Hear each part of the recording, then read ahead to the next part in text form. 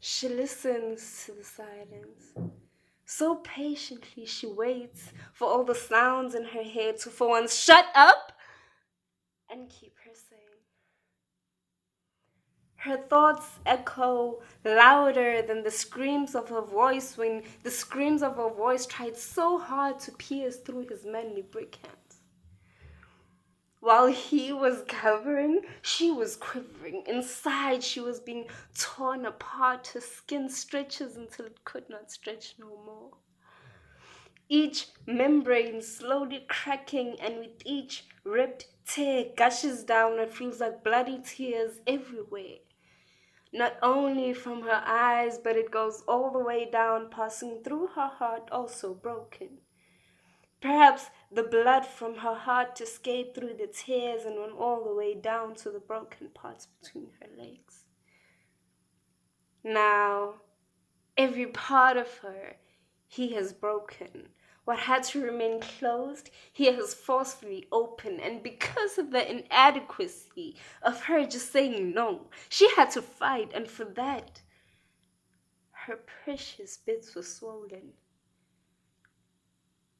Her eyes were tightly shut, as she had no choice but to lay there helplessly and listen to the pain coming from her once tightly shut part. Ever since that day, regarding the issue, she hasn't done a thing. She had to use a lot of tissue for the blood and the tears. In her mind, it's still an unresolved issue. When it pops up every now and again, she feels it's still her mission to put this horror to an end. And as she silently listens to the thoughts in her head, tears drizzle down sideways as she could still feel those coarse brick hands roughly caress her breasts. She can still feel his disgusting warm breath on her face, causing heat to rise from deep within her. A heat of rage rigorously rising from the depths of her pain, but has no escape.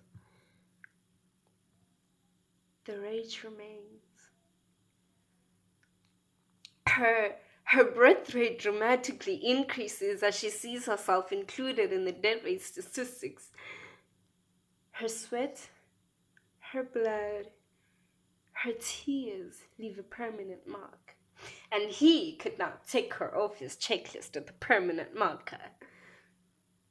Her grave was marked. And that day she died. Her spirit was killed.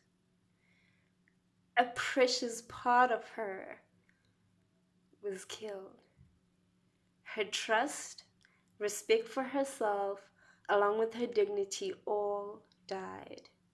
Now she's just dead walking. In her phone, her own pictures she keeps deleting because her confidence is significantly decreasing. She sees nothing good in the beautiful pictures she keeps posting. She feels so alone in a world where everyone is happily living.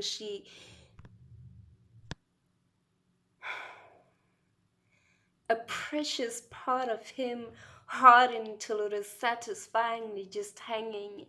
Meanwhile, her sweet, warm heart was stone cold hardened to the point where she wanted to see herself hanging, her spirit floating amongst other souls who were just like her, hurting. She wants to see herself genuinely happy in her heart. She's just longing to be a free, spirited soul with no denying that she was once on the road destined for a blindingly bright future. But for now, inside, she's secretly dying. And I blame rape culture.